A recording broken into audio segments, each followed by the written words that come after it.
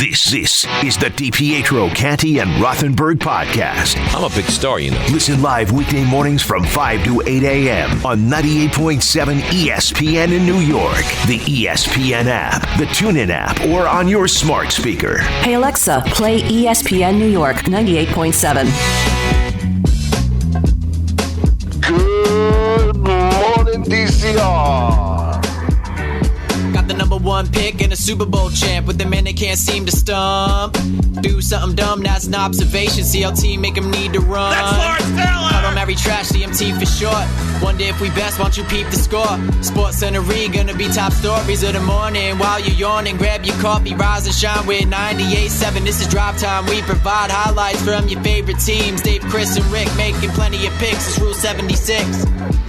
Oh, we're off and running, people, on a Thursday. It is DCR, DiPietro, Canty, and Rothenberg. It is 98.7 FM, ESPN New York. Of course, the number you know, 1-800-919-ESPN. But, of course, we begin the morning by welcoming in the one guy who still shows up to work every day on this show. It is, of course, the all-reliable Chris Canty. Chris, good morning. Good morning, G. I'm doing well. I hope you are the same. My Yankees took a much-needed day off. It's hard to believe they won't have another day off until September 22nd, I think it is. So that's crazy. But, I mean, you know, we've won 11 in a row. So, you know, when you win games, when you go on that kind of streak, you deserve a little bit of a respite before we gear up for the stretch run. The Mets, I got to tell you, G, just when you think it can't get any worse, They somehow find a way to be able to top themselves. Like, it really is incredible. The Mets. We ended the show yesterday, right? We were saying, you know, Yankees are off today, so we're going to get to see how the other half lives. And, oh, my God, I don't know how do you people live like this? Because last night I went into that game thinking to myself, well, you know, obviously the Yankees aren't playing. You know, we got the Jets and the Giants stuff. We got some other stuff. But how are we going to be able to come up with some interesting content for the New York Mets after what is another game you go into expecting a loss, right? At this point, you have to expect a loss.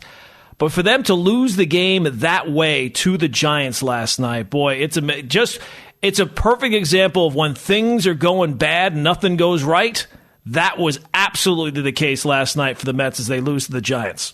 Yeah, and, G, the part that was shocking to me is, like, the Giants tried to give that game away last night in the ninth inning, right? Yep. Like, they tried to give it away. There was a fly ball, I think it was from VR, where you got Dickerson and Slater, and they collide in left center.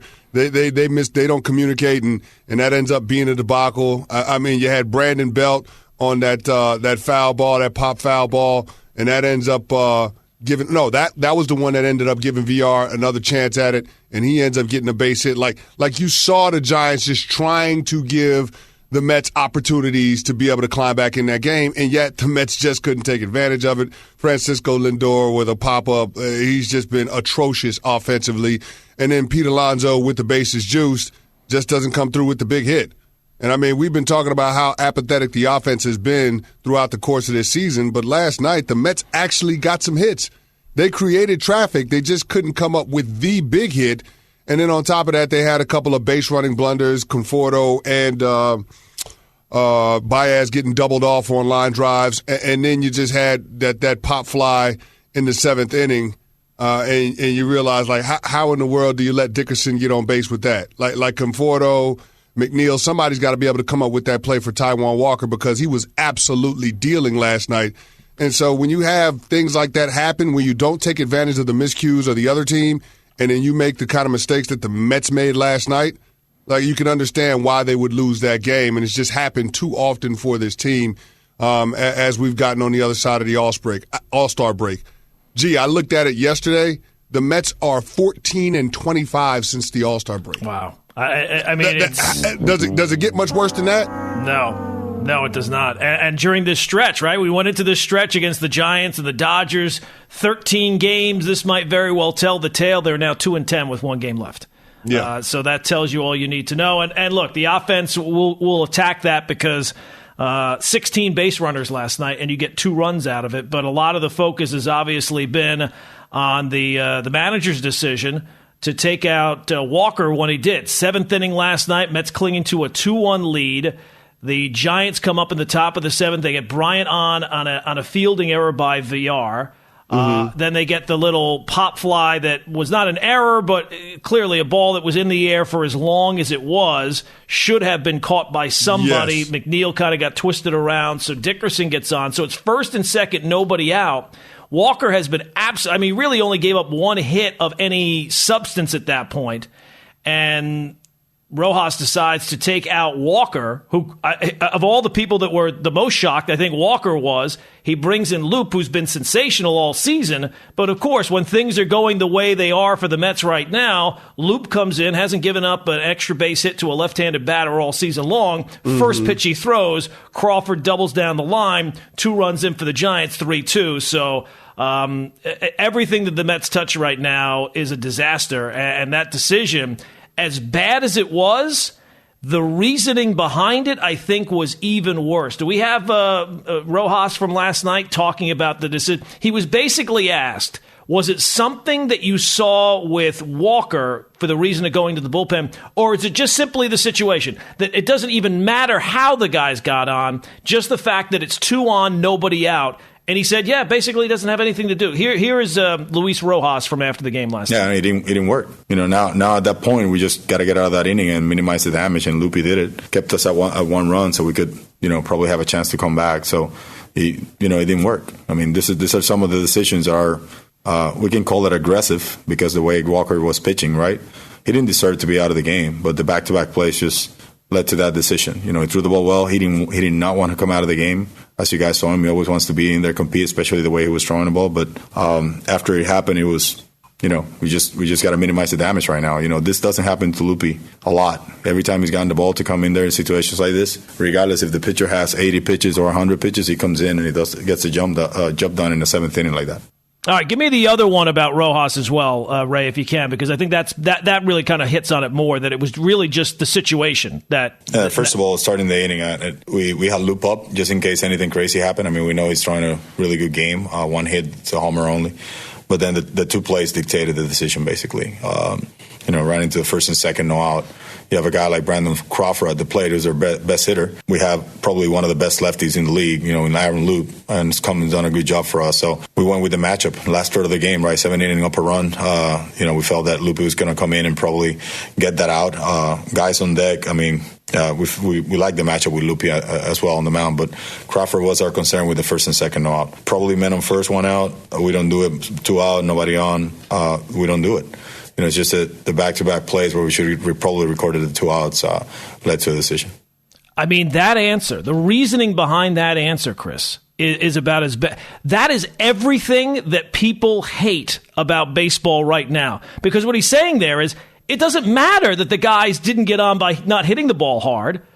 All it matters is that there's guys first and second, so you're not watching the game. You're not having any impact on the game. It's just the situation tells you, okay, well, he must not have it now because 2 guys are on base, despite the fact that basically both balls were plays that should have been made.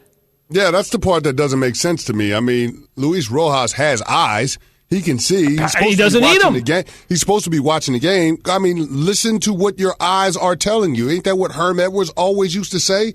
Like, you got to be able to feel the heartbeat of the game, and what your eyes should have told you last night was leave Taijuan Walker in, because those are 2 plays that, I mean, when you start talking about what happened with Chris Bryant and then what happened with Dickerson, those are 2 plays that your defense is supposed to make for your starting pitcher. And the fact that they didn't make him doesn't take away from what Taijuan Walker was doing. I mean, the guy had 74 pitches. He was absolutely cruising last night.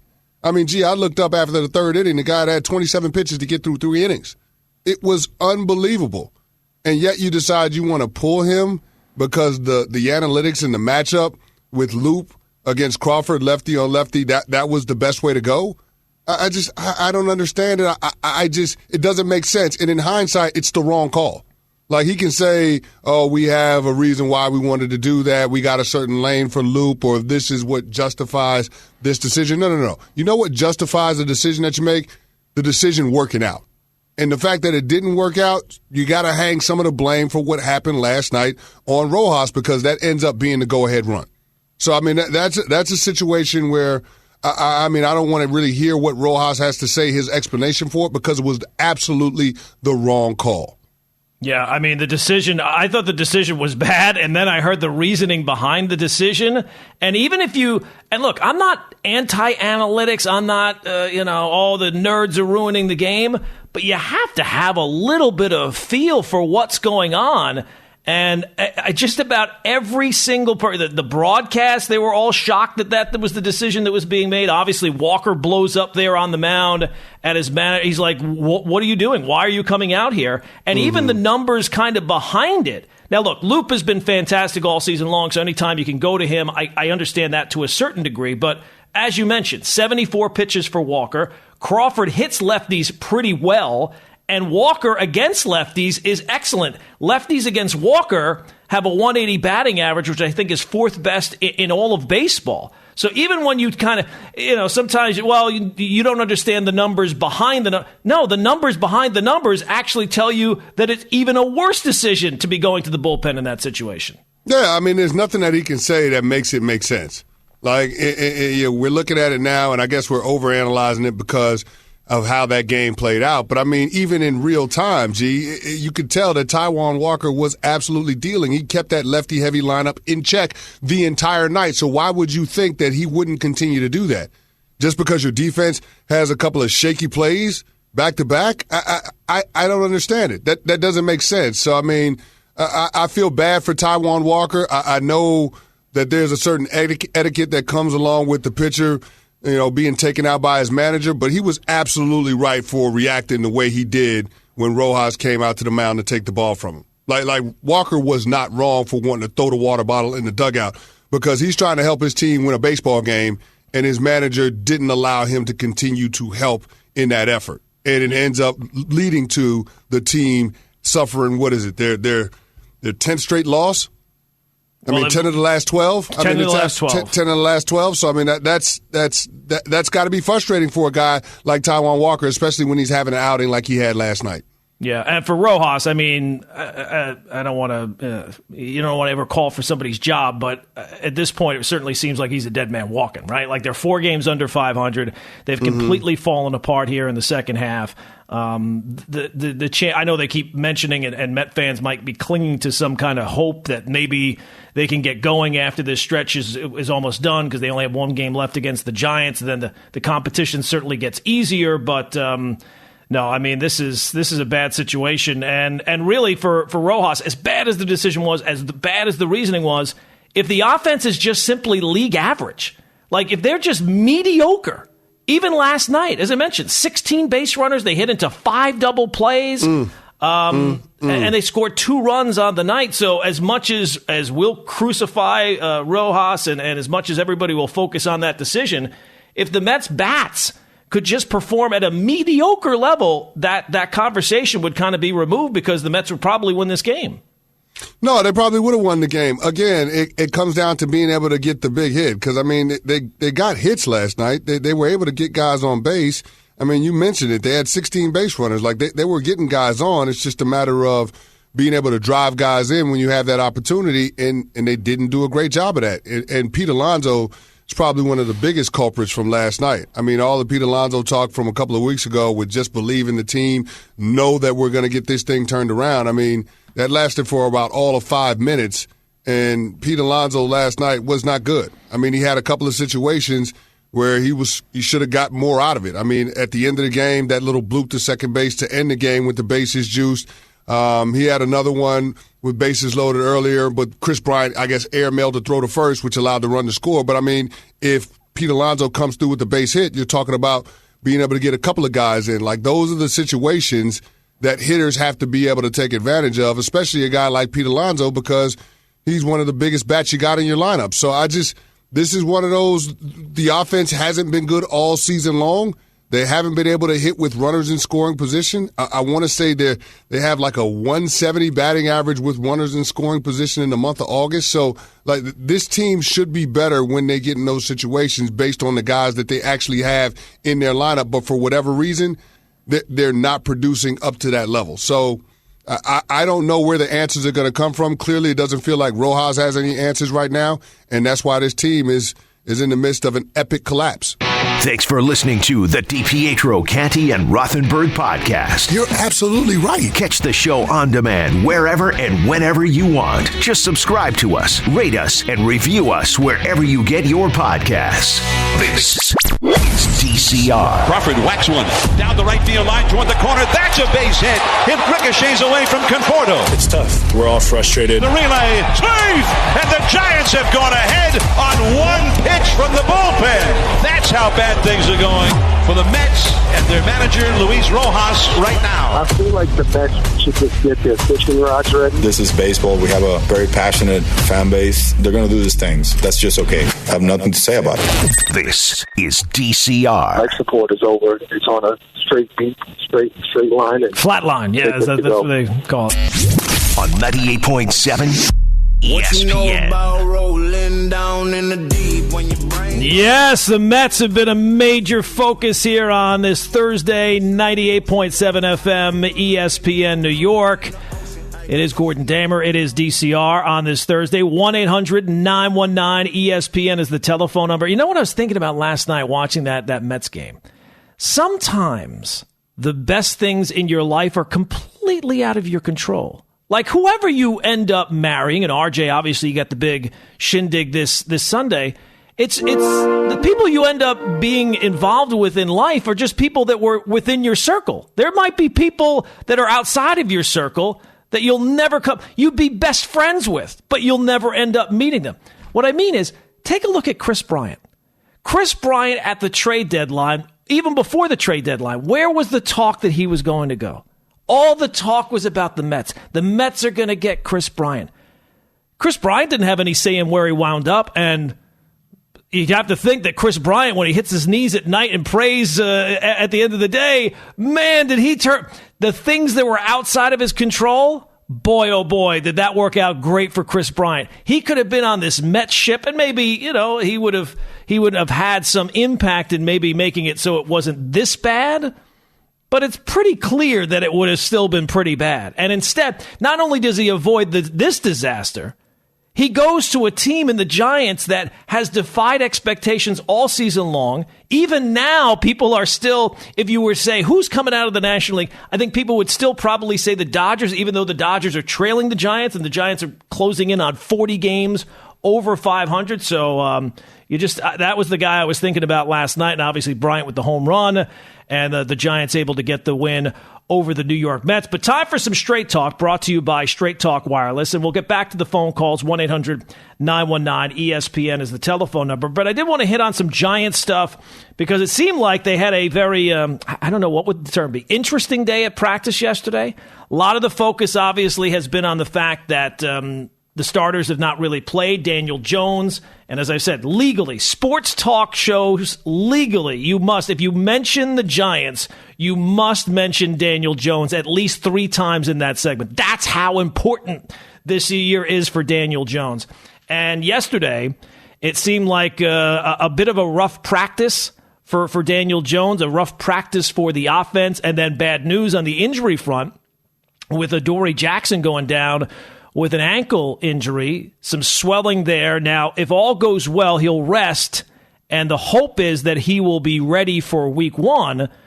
But this is kind of who Adoree Jackson has been the last few years. He's a great player when he's on the field, but the problem is he's not been on the field all that much. Played, I think, only 3 games last year, played only 10 or 11 the year before. So that, for a team that is already dealing with, what have we talked about all week long about the amount of players that have not, big pieces for the Giants that have not been able to play. Kenny Golladay hasn't practiced in a very long time, is not going to practice this week, and is not going to play this week. Kadarius Toney has had all the different issues there.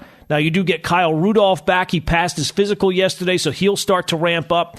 And another piece for the offense. And Saquon Barkley is back today after taking a hiatus yesterday to deal with some personal stuff. But, of course, his uncertainty is still there. But getting back to the quarterback and Daniel Jones, I know that the general take has been this year is make or break for the Giants quarterback, right? Like if he goes out there this year and takes this massive step forward. And look, just being league average would be a massive step forward from where he was last year, right? I mean, threw 11 touchdown passes last year, and the offense was downright brutal, one of the worst scoring offenses in football. But the problem with the Giants is, and the problem in sports is, how often do we get a question? And that by the time the question gets answered, we get a clear-cut answer. It's absolutely one way or it's absolutely the other way. And what I mean is, isn't it quite possible that, again, the beauty will be in the eye of the beholder at the end of the season? Now, I will grant you, if Daniel Jones goes out and plays like he did last year, this year, the decision's made. If the Giants go out this year and they go 5-12, you'd have to think that the decision on the quarterback will be kind of made. And flip side, if the Giants go out and go 12-5, still, I mean, doesn't that sound weird to everybody else? Like, you're used to saying 11-5, 12-4.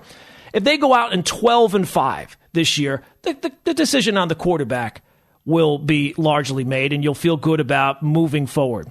But what has been one of the Giants' biggest issues this year?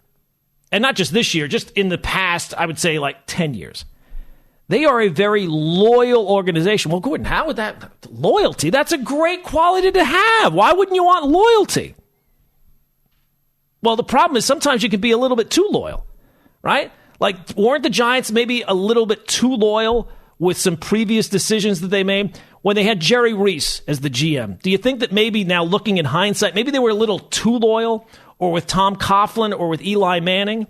The Giants spent the 6th pick in the NFL draft on a quarterback.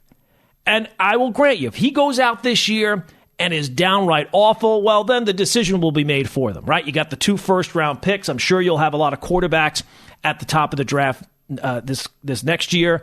And if he's brutal, chances are the Giants are probably going to be pretty brutal, right? So they'll probably have a high pick, they'll have the Bears pick, and they can go out and replace the quarterback. But I got to be honest with you, that feels like a real stretch to think that it's going to be that clear-cut at the end of the season. Because let's just say Daniel Jones goes out this year and basically gets back to the numbers he put up in his rookie season. 24 touchdowns, 25 touchdowns, 13 interceptions. It's not turning the ball over quite that much. The offense is better, clearly, than it was. It would be next to impossible if Saquon Barkley is back and is anywhere close to being Saquon Barkley, that he's not going to be better than he was last year. And so you'll immediately say, well, look, the improvement from last year to this year. But the problem was last year was just so bad, it would be next to impossible, again, for him not to improve.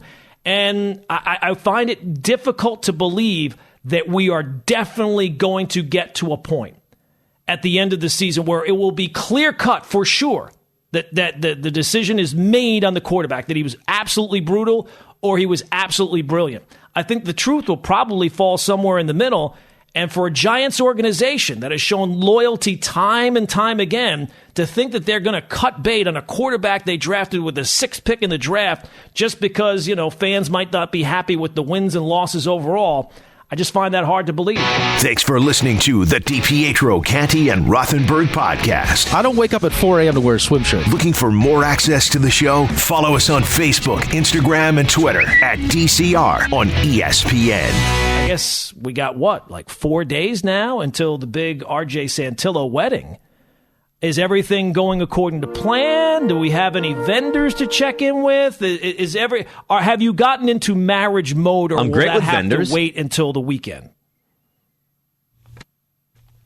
Did RJ take off? Uh-oh. This is not a good sign. Are you asking if you want to help out? I got some things. Look, I will do whatever you need, pal. Wow. I'm here for you. You're here for me. I'm here for you. This is mutual. Wow. I got a few things. Yeah, give them to me. I mean, not during the show. We'll have to wait until, after 8 o'clock and KJZ hits the air. But look, okay. if you got people that you need to reach out to. Now, I will tell you, we were talking in the break about things that you still needed to do. And now it's been a while, and maybe my memory is a little faulty, but I don't feel like my wife gave me that many tasks to handle before the big wedding. And now that might be because my wife knows better. And maybe Ange can trust you because you're a much more functional human being than I am. That is very possible. But I don't remember that many things that I had to do leading up to the wedding. So if you need the band or you need the DJ to be called, the photographer, the florist, the tux guy, you need somebody to go crack some heads. I'm your guy. You're the guy. Yeah, there's a couple vendors. There's a couple, we got to fill out some envelopes, some tip money for some people. If you want to throw some money in an envelope and throw some tips out, we'd take that. Right. Well, the Scottish people have never been known to be that generous, RJ. So I will let you know that right now. But whatever you need, pal. I mean, that's the thing. You know what? I did find a way last night, and I texted you to squeeze in a fantasy football draft. And you're right. I'm not as harsh on and low on him as you, but yeah, Matthew Berry really gets on you during the draft. God. I mean, you gotta you gotta balance it out, right? Like if it's all negative all the time, hurry up, make your pick. Quick, make your pick. Yeah, I mean, what was the other one? Guess they had their eye on him too. I mean, these are the things that we're recording for Matthew Berry. How about, hey, nice pick, pal. Good job. Way to stick with it. Yeah. I like that pick there. How about a little positivity? So when you mark someone down in your queue, as they call it, and someone takes them, and you hear this. Guess they had their eye on him too. So Ange is sitting on the couch with me, and she just goes, "How does that man know who you wanted, and why does he keep talking to you?" Right. And I said, "It's funny you say that."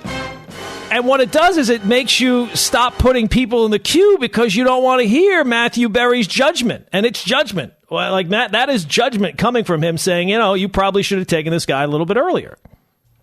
Yeah, but if there's anything that I can make time for the week of the wedding, it's and the guys in my league were somewhat critical of my availability. But you know what? I feel like this is something you got to be available. It's 4 days out, 5 days out, whatever. Oh, you got plenty of time. That's what I said. I mean, some people didn't see it that way, but I said, hey, I told Andrew, got to squeeze one in, sure, but it came from directions. I'm catching shrapnel from areas I didn't expect to catch it from.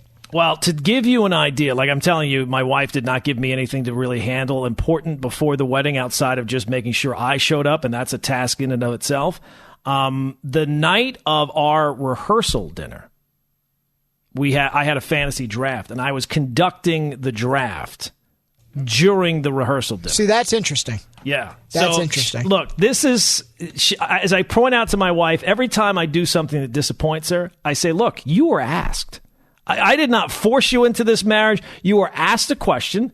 You said yes. So if there's any blame in this situation, it is on you. And you had full warning of the person that I was before we got to this stage, almost 16 years in a row, I should mention. 16 years in a row. No breaks. Consecutive years. That's an impressive streak right there. So what was the layover of draft time to rehearsal dinner time? Oh, no. It was during the rehearsal dinner. People were at the house. People were making speeches, and I'm asking, do I take Peyton Manning in round 2? I mean, it happened at the time of the rehearsal dinner. And I'm not trying to date you here. Right. But 16 years, we're going back. Online drafts, they certainly existed. Right. There was no smartphones. I was going to the PC. Yeah, that's what I was getting at. I was leaving, it was happening in my in-laws' house in the backyard. Oh, you're playing a road game too. Yeah. Oh yeah. I like to give the degree of difficulty a little bit of a boost up. So do you play that off as, I got to go to the bathroom, or you're very? Oh no, she knew. After a while, she said, "Why do you keep leaving?" I said, well, I have a fantasy draft. And I told her right away, honesty, the bedrock of any relationship. I said, I have a fantasy draft right now. So I think this is the question that puts it all to rest. How did you do in that league? It's a while ago now. I think I did actually quite well. I'll tell you this. The team that year is certainly better than the team this year. I am so despondent. I actually went on the app yesterday to see, maybe the team is not as bad as I think it is. And they have like preseason predictions for your team. There's we have 12 teams, and the ESPN.com algorithm has projected me to finish 12th. That's last, right? Yeah, that is last. That's not great. That's still how that works. Yep. So I guess your assessment is accurate. Yeah, I'm now just thinking about just joining a public league just to kind of wash the taste out of my mouth of just how disastrous this. Just joining a league with a bunch of randos to kind of and hope you get some people that halfway through the year just stop setting their lineup, right? And you can really just feel good about yourself. Hopefully, some people who are involved in their rehearsal dinner at that time and are not giving it the proper. That just shows you during a rehearsal dinner making the biggest decision of my life 2 days later. And I still had a better grip on the situation at that time than I did this year. See, I view that as you're confident in what you're doing, though. You're so sure of the marriage at hand and how things are going to play out that you're squeezing in a fantasy football draft. Look, I knew what when it hits right and you know it's the right person. You just know right away. They always tell you that, but it's absolutely true. And just to kind of get back to the point of my wife knew exactly what she was getting into. The first trip that we ever took together. It was about a year into the relationship. And we decided to take a cruise. So we get to the airport. We get down to Florida for the cruise. We get the bag. We get through the security. We get everywhere. And we get finally to our room. I'm excited. She's excited. And at this point, I don't know if it's still the case. We've not taken a cruise since then, but there were certain dinners that you would get a little dressed up for, more so than just like shorts and a T-shirt. So I start to unload the luggage, and I notice that there's something wrong. My wife says, "What's the problem?" I said, "I forgot to pack any pants. No pants. Left pants completely out of the luggage." Why wear pants? Right. I didn't bring any pants. Just I actually get had naked. to buy pants on the trip. Just for these fancy dinners. So if you go with someone and you're dating someone and they're forgetting something as important as pants, the entire section of pants in the luggage, you know what you got. You can't put the blame on anybody else but yourself at that point. Fair? I think that's fair. I think so. Well, lesson learned, right? Exactly. And it's and the nice thing is that she still brings it up every single trip we take. Hey, remember that time you didn't bring any pants? Yes, sweetie, I remember that time. Why wear pants? Exactly, Dave. I agree. It was a trip to tropical destinations. Why did I need pants? And for the Super Bowl, naked, fully naked. No, I brought shorts. I had some swim trunks. Just get naked. No, I don't know that might have put a crimper in the. Should have wore the swim trunks to dinner. Right, just show up. Well, you know what? Swim trunks, flippers, the snorkel, and just show up to dinner that way. It's not that unusual. All right. Hey, guests on DCR appear via the Goodyear hotline. 1-800-919-ESPN is the telephone number. Let's go back to the phone, shall we? Let's take a break from the issues of my marriage, and let's go to Anthony in Staten Island. Anthony, what's going on, pal? Hey, good morning. You know what? I agree with you. No one should have to wear pants on vacation, especially if you go to a tropical place. I can't stand when people get all dressed up at these places. But, with the Yankees and the Mets and just going over some of the, I guess my biggest deal is, look at this Javier Baez thing they got, right? You got the owner that comes out and talks about, unproductive players and swing and miss, and then they go out and get Javier Baez, that's who he is, right? Or what about this whole Rocker fiasco, right? I mean, they drafted a kid who's a phenomenal kid, right? His father was a football player. He's big frame, dominated his whole, career as far as a prospect. And then all of a sudden he has arm hurts. He skipped starts and his velocity was down all year. So this isn't anything new, right? And they go out and draft a kid and then they don't sign him. And then when you look at Cashman, forget about the Rizzo and the Gallo. I mean, they traded Tauchman for Peralta, and Tauchman got DFA'd, and Peralta's actually doing well in New York. So I just think it takes a lot more than money. And, when Cohn came in, everyone's like, oh, he's just going to throw money and get, whoever he wants. I think it's a little more difficult than that. I mean, you got to get the right pieces. And obviously the people he's put in place right now aren't doing the job, So, I'm just wanting to put my 2 cents in there. Anthony, nothing that you're saying is wrong, and I kind of agree with everything that you're saying in terms of the owner, Steve Cohen. Yeah, I mean, it's easy to throw money at the problem, but the money doesn't solve the problem. I mean, Artie Moreno has thrown money at the problem time and time and time again, and has not only, I know he's hurt this year, but has not only the best player on the planet or a generational player in Mike Trout, but also has who is certainly going to be the MVP this season in Shohei Ohtani. And yet that is an organization that cannot seem to get out of its own way. And I think that for Steve Cohen, I don't mind giving him a pass on the first year because he is new to it. He's trusting his people. That's what you want to have, your owner. Hire the best people and then largely get out of their way and let them make the decisions that they're going to make. But you take a look at this season. I mean, this was a year where, much like last night, it almost was like when your kids are young and you're playing in them in a game or something and you're kind of like doing things to allow them to win. That's what it was like for the Giants last night in that ninth inning. It was like they were trying to give the Mets the game, and the Giants are so good. Even when they try to lose, they can't lose. And the Mets just cannot seem to win. And it's going to be a huge offseason for the Mets and almost a perfect storm. Brought it up with Buster Olney yesterday.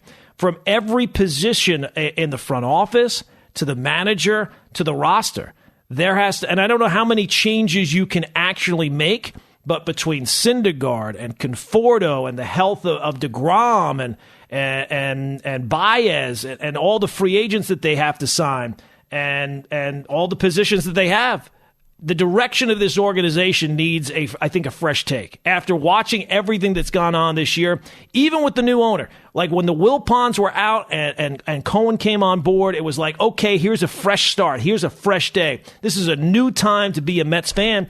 And it feels like a lot of the same things are happening time and time again. Like the Kumar Rocker thing was a perfect example, right? They put up a billboard, we got him, and then they end up don't signing him because of the situation with his arm. So it's a bad look right now for the Mets. It's a bad season, and there's no way that you can get done with this season and not think to yourself, we have to have some massive change. And if you're Steve Cohen, it's all well and good to have 1 year where you stay out of it. But if you've amassed the fortune of Steve Cohen and you're at the level that he's at, I don't think you get there by being like a type B personality. You're a type A guy, and you are used to getting your hands involved in things. And I think that after this season, it's time for him to get his hands involved in things. Not to be saying that he's going to make every decision during the season. You do have to allow the people that are running your organization, the baseball people, to operate. But it might be time to get a fresh look and a fresh start and find his people, not just the people that were already here when he got here. Thanks for listening to the DiPietro, Canty, and Rothenberg podcast. You're absolutely right. Catch the show on demand wherever and whenever you want. Just subscribe to us, rate us, and review us wherever you get your podcasts. The way it's been going for the Mets lately, and we'll see if they can get a win in this final game against the Giants. Now 2-10 in this 13-game stretch, and last night certainly an ugly scene, losing the way they do. But they're all ugly, right? I mean, when you're losing, they're all bad. So just not a great scene for Luis Rojas last night, and the decision to remove Taijuan Walker. As soon as he did it, you're thinking to yourself, wow, gee, I wonder if this will come back to home. Oh, look at that. It already had. Like, even before the thought was out of your mind, it had come back to bite the Mets, and they lose the Giants 3-2. 1-800-919-ESPN is the telephone number, and I should tell you, guests on DCR appear via the Goodyear hotline, and this portion of the show brought to you by Progressive. You could save big when you bundle your auto, home, motorcycle, RV, or boat insurance. Visit Progressive.com. And coming up 6:45, we'll have observations. Did it happen in Florida? But I did want to kind of touch on the Yankees a little bit. Day off yesterday. Go for 12 in a row tonight. 12 wins in a row. Now, 85 is the last time they won 11 in a row. Last time they won 12 in a row, 1961, which I got to admit is a little shocking. Like, wasn't it a couple of years ago? Like, I feel like in the last 10 years, the Knicks have won 10 in a row. Like, you know what I mean? Like, it seems strange that a Yankee team that has been a winning team for as many years as they have been, 92 the last time they had a sub-500 season, that they had not won 11 in a row, but 1985 the last time that happened, 61 the last time they won 12 in a row. And everything it seems like is the flip side of the Mets. Everything going bad for them. When it goes wrong, it all goes wrong. Everything feels like everything's going right for the Yankees right now. The one, I guess, issue that you would have, and it's completely out of their control, is that as much as the Yankees are winning, the Rays keep on winning as well. That's the problem. And as I brought up before, I brought it up on the show, and I will stick to my guns. Was I wrong about the Yankees finally turning it on? Absolutely. Was I wrong about the Yankees making significant additions before the trade deadline? Absolutely. I can admit when I'm wrong. It happens a lot of times. But the one thing that I will maintain is that there is no way that the Yankees will be able to catch the Rays in the American League East standing. It just can't happen. The Rays are just too good. This is not the Red Sox. This is not the Padres who have melted down in their season. This is not one of these teams that that falls apart and all of a sudden starts to drop down the standings and allows an opening like the Red Sox did, and the Yankees flew right by them. This is not the Braves flying by the Mets in the stand. This is the Tampa Bay Rays. This is the smartest team in baseball. This is maybe the best team, at least record-wise, the best team in the American League this season. They are not going to have one of these stretches where they all of a sudden fall apart and can't recover. And that's what you need right now. I mean, 4 games doesn't sound like an awful lot, but it is an awful lot. With the amount of games that you have to play, not only do you have to stay as red hot as you have been, but you need the team in front of you to kind of cool off a little bit. And the Rays have been as high. They've won 4 in a row, 8-2 in their last 10, so 79 wins on the season. The Yanks now sitting 4.5 back in the standings. So I will maintain the Yankees will not catch the Rays, no matter as great as they've been. But I guess the one kind of issue that you might have with the Yankees as they go up against the A's tonight, it's nice that the A's keep losing. It's nice that the Red Sox keep losing. But it would be nice if the Rays could mix in a loss every once in a while. But that can't happen.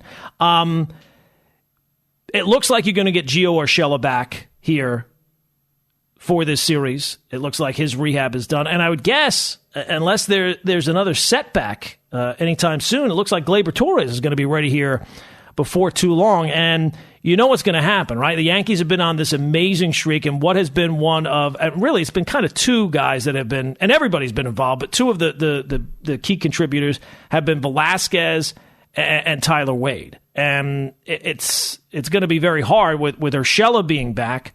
It's going to be hard to find at bats for Velasquez or Wade.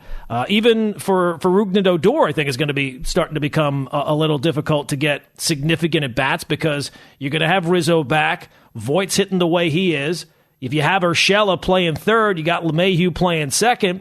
You do have shortstop that's available, but as I said, Gleyber Torres is going to be back before too long as well. So when that does happen, and Velasquez eventually does head to the bench, I'm sure some Yankee fans are not going to be happy because he has been such a great story and such a great performer. But I will say that you take a look at what he's done, and it's been sensational. I don't know that it's really sustainable. And as Michael brought up on the broadcast, I think it was the other night, or maybe it was during the show, Michael's on so much I can't keep track. But the reason why the Yankees went to Velasquez was because they had no other choice. And they did find lightning in a bottle, but you take a look at his lack of power, strikes out, I think it's 33% of the time, doesn't walk a lot as well. It's been a great run, and I think that there's still an avenue defensively maybe for him, for Tyler Wade to get some playing time late in games, especially with Gleyber's issues. But in terms of regular playing time, I think it's going to be kind of tough, and I'm sure Yankee fans are not going to be happy when that happens because if it ain't broke, don't fix it. But unfortunately, Gleyber Torres, even as much as he struggled this year, I do think you have to kind of have a little faith in the Yankee organization. They've proven to you during this stretch that they do have a good finger on the pulse of what's going on in their own team. And when they tell you, some teams they tell you, don't worry, we know more than you do. Like, I think that's one of the things that every time John Mara comes out, it's like it's almost like he's approaching it from the people inside the building know more than people outside the building. It really hasn't proven to be the case with the Giants the last 3 years. You're hoping it's going to be the case this year. But with the Yankees, you can. I know, people, they haven't won World Series. What are you talking about? Cashman's been a failure, this and that. But they kind of do have the finger on the pulse of the organization a whole lot better than people sometimes outside the building. And you look at the way that they've turned around this season. So Urshela's going to be back here. I think Glaber's going to be back here before too long. So you just hope that the Yankees can keep rolling it out there and keep rolling along and see if they can at least, I don't know that they're going to catch the Rays. That's not going to happen. But at least make it a little bit closer because you do have those 3 games at the end of the regular season. All right, 1-800-919-ESPN is the telephone number. It is DCR. It is 98.7 FM, ESPN New York. But now it is a Thursday. And what does that mean at this time? It means it's time for an observation. Rick DiPietro consumes more media than anyone on this planet. Great point, Rick. It's another genius point by you. And these are his Nobservations. We could have called it Rick's Observations, but, it's Rick we're dealing with here. Yeah, let's go testy and then knob. Here's your host, Rick DiPietro. Well, that's just not true. Rick is here? That's Wait a second. Not true. This is a day during the week. He can't possibly be here. He's got quite the streak going. Right. It's just not true. I am not Rick. I am RJ. And, before we get started, it's very rare that, when I get to work, there's still a game going on. Did you see the Dodgers? I did see that, the Padres? They played until like 4 o'clock Eastern or something like that. It's wild. 16 innings. I mean, that's a long game. Oh, so much for the old runner on second rule. That'll speak. Yeah. All right. Well, we have to put a runner on third now. We can't have these games going this late. Oh, and we'll give you 4 outs. Anyways. So I wanted to run through some of our coaching friends here. And I use the term friends loosely, not friends at all, in the NFL, and kind of revisit some of the strong statements that were made when asked about some of the quarterback battles. Because, coaches, they like to walk it right down the middle and say, I'll make a decision when I'm good and ready, or it's an open competition. Well, it's really, really not. So, Trevor Lawrence, to the surprise of literally not a single person, was named the starting quarterback of the Jacksonville Jaguars. But before we dive into present day, let's go back about 2 weeks in time when Urban Meyer was asked about the quarterback competition between Trevor Lawrence and Gardner Minshew. Is there really a chance that you guys won't start Trevor Lawrence against Houston in a month? Is there really a chance? Yeah. I think we'll answer that as it gets closer. But it's still very much an open competition to see who gets that honor. Yes. Well, the man who got that honor is Trevor Lawrence. And wow. Yeah, it's crazy, isn't it? And here's what Urban had to say yesterday. We wanted him to earn it, as we do with every position. We felt he has after the last night's performance. It was good, obviously not great, but we didn't run the ball very well. But I kind of in my mind had that as after the second preseason that we kind of have to get someone ready to play in 3 weeks. Yes. But didn't Minshew, I checked out of that guy. I can't take these games for very long. I check in and watch for a few minutes, but didn't Minshew outplay Lawrence in the last game? Like, what was the stat line for Gardner Minshew on Monday night? I will look it up, but he had to earn it, is what's going on here. Uh-huh. I guess I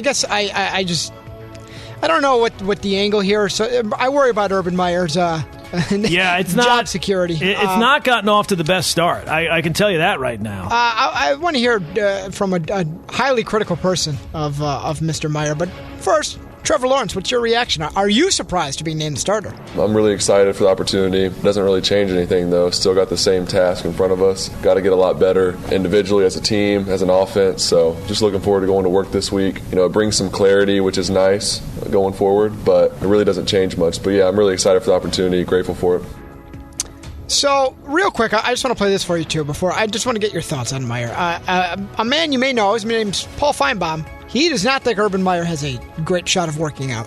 The idea that Urban Meyer is in trouble is just downright shocking to me. I'll try not to sound like a broken record, but this is not going to work.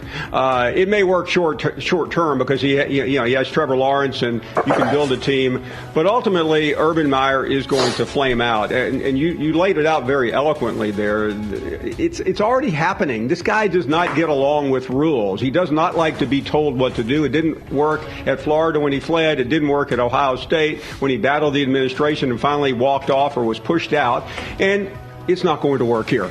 That from Get Up. To answer your question, Gordon, Gardner Minshew was 13 of 21 for 149 and an interception on Monday. Yeah, Trevor Lawrence was 14 of 23 for 113. Didn't have the interception, but was also sacked once. I mean, maybe C.J. Beathard should get the job. I mean, if it's an open competition, right? He threw a couple of touchdown passes. Right. So let me ask you guys this: a year and a half, I'll set the line at. Is Urban Meyer here in a couple of years? Well, not here. It's not. We're not in Florida, but. Yeah, I don't think he's going to be here. I don't think he's long for the NFL. And I knew it as soon as he decided that he wanted to reach back into yesteryear and re-sign Tim Tebow and try to get him to switch over to tight end. Like, you saw that kind of decision, undermines a head coach's credibility in an NFL locker room. I mean, after the first couple of preseason games, it's not hard to envision the players looking at the head coach and realizing that he has no clue, he has no blueprint, no path for this team to be successful. So, yeah, I don't think he's going to be head coach of the Jacksonville Jaguars in 2 years from now. I don't see it. And the thing is like saying that it's not going to work out long term. I don't think anybody expected it to work out like long term because the way his coaching style, he kind of burns himself out in these places after a little while. But he does have success in the early going. This is bad from jump. I mean, that makes it look really ugly. This is supposed to be the time where you bring in like what you think is an established head coach. You get the first pick in the draft. I do think that they have some talent there, and you'd be able to turn things around quickly. Now, they do get Houston right out of the box, so maybe there's a chance to get a win right away. But as low of expectations as I had for Urban Meyer with Jacksonville, nothing has happened so far that makes me reevaluate that. I'll tell you what. Are you saying that the Jacksonville Jaguars are going to be the preseason number one on the poop rankings? You will have to tune in on Saturday. Saturday, we are we'll have the initial poop rankings for the NFL this year, and I will tell you, yes, the Jaguars will be prominently featured, but we have to wait until we get to Saturday. I'll tell you what, too. You watch that game. You don't have to be an expert to see on. If you watched Monday, that's a bad football team. That is a bad football team. From one coach to another, who's kind of getting sick of talking about quarterbacks, Kyle Shanahan of the Niners. I think he's getting to the end of the Jimmy Garoppolo, Trey Lance discussion, and he was asked, what do you gain by not naming a starter just yet? I look at more as, what do you gain by naming it? There would be one reason I can think of by naming it that would help, and it'd be to end those questions. If you could give me another reason that's a big advantage that helps our team, affects anything that has to do with us, then I will name it. But I don't think it does. And why tell people? I know you guys want an answer and stuff, which is fine. I get the suspense of it, but I mean, I'm not just going to answer it to end your guys' suspense. So. Suspense is great. Keep going. Oh, you're welcome. Hey, I'll try to get you more clicks. Wow, take that, media. Take that. But I will ask you guys this. So, to take a peek into the Niners schedule, the Niners have a Week 6 bye, and then Week 7 they play the Colts at home on Sunday Night Football. Will Trey Lance be the starter by that Week 7 game? By Week 7? Yeah, I think he definitely will be. Yeah, I'm with G on that one. I mean, they traded 3 first-round draft picks to move up to get this guy. They had this whole elaborate smokescreen on how it was all about Mac Jones just to make sure that nobody else decided that they were going to take Trey Lance. I think Kyle Shanahan, with all of the different innovations that he can have on the offensive side with a mobile quarterback, I think Trey Lance will be the starter sooner rather than later. I'm not saying it's going to be Week 1, but it'll certainly be by Week 7. So I'm not sure if you guys saw this. Nerlens Noel and Rich Paul, he of agent fame, former Nerlens Noel agent. They're in a bad place. They're not doing so well. Noel filed a lawsuit against Rich Paul and Clutch Sports, claiming he lost $58 million in potential salary while he was represented by Rich Paul and Clutch from 2017 to 2020. So Noel, he did this after Clutch filed a grievance against him saying that Noel hadn't paid a $200,000 commission for his previous one-year deal with the Knicks. Now, Chris, I wanted to ask you, not that you've ever been involved in anything like this, but how does this happen? Can a guy just no-show, just not pay his agent? You got to go looking for a guy? How does this work?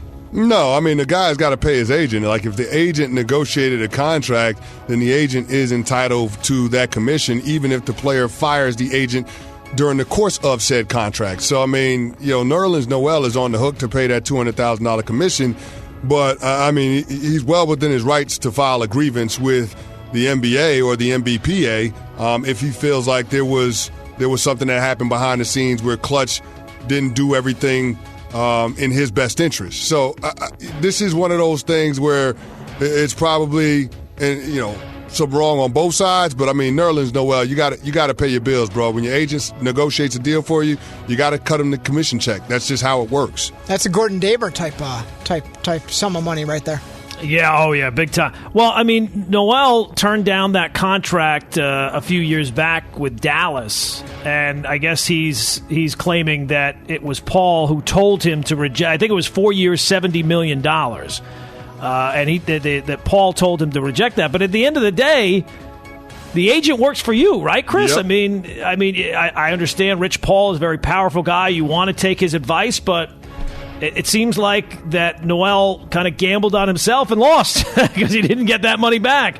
And I don't think that you can blame the agent, because at the end of the day, he's providing you the advice. He's working for you, not the other way around. So I don't. Although it doesn't feel like it's a Dennis Schroeder type of loss, though, right? No. That Dennis Schroeder loss, turning down an $84 million contract, and then signing for $5 million, whatever it is. Yeah. That's the kind of thing I think. With my personality, I would think about every hour, on the hour. I said the other day I wouldn't recover from losing to the Freeze at the Braves game by falling down right before the finish line. I certainly would not be able to recover from turning down, $70 million and turning. Well, look, if I had 6, I wouldn't be that upset. But yeah, I think about that every single day. A man's naked behavior outside of his South Florida home, all caught on camera. Caught on camera in Florida. Did it happen in Florida? That was a man in swim trunks who appeared to fall out of the sky. Man was arrested for riding his bicycle on the front lawn of a Naples home and telling a woman inside he was an FBI agent. What's the deal, man? Why are you naked? Why is that man naked? We will never know. We will never know. So, for this week's edition, I take you to a maximum security prison. Because imagine being a worker at said prison and you go to call an office, like in an adjacent building somewhere, right? Got a question, you need an answer. The man that answered the phone was an inmate. The natural question to follow was, how did that man get out? Well, yeah, so he didn't escape. He didn't have some elaborate plan. It was noted that 26 of the corrections officers were working quadruple shifts. 35 were on triple shifts. And as a result, 30 patrol posts were unmanned. So when you get an unmanned patrol post, eventually 2 and 2 are put together, and this inmate saw a moment, let himself out. Just left. And was hanging out in the office answering phone calls. If anything, I think that gets you out early. I mean, you're helping the cause here. But I ask you, did this happen in Florida? Gordon, we'll start with you. Tough. I mean, even if it didn't happen in Florida, we don't know that it didn't happen in Florida. 2 similar things could happen in different locations. So I will say this did not happen in Florida. Yeah, I'm with you on this one, G. There's no way that the guy gets out and then he's answering phone calls if this is in Florida. So I'm going to say not Florida. Ray? I say you always look at the root of the problem, and I'm pretty sure one thing Florida's not going to have is budget constraints that make it so you don't have too many correctional officers out. There's going to be somebody guarding every post. So long story short, I'm going to say not Florida. That's a clean sweep. This happened locally, fellas. Rikers Island. Point proven. There's a gentleman answering phone calls. So wow. That'll do it for Did It Happen in Florida and Observations. Oh, that's so scary on so many different levels. That's like that scene, the movie Idiocracy. The guy he's in prison. He just goes up to the officer and said, no, I'm supposed to be getting out today. I'm not supposed. Oh, okay, sure. And they just lets him out. There you go. Thanks for listening to the DiPietro, Canty, and Rothenberg podcast. I have nothing left. Hear more of DiPietro, Canty, and Rothenberg live weekday mornings from 5 to 8 a.m. on 98.7 ESPN in New York, the ESPN app, the TuneIn app, or on your smart speaker. Hey, Alexa, play ESPN New York 98.7.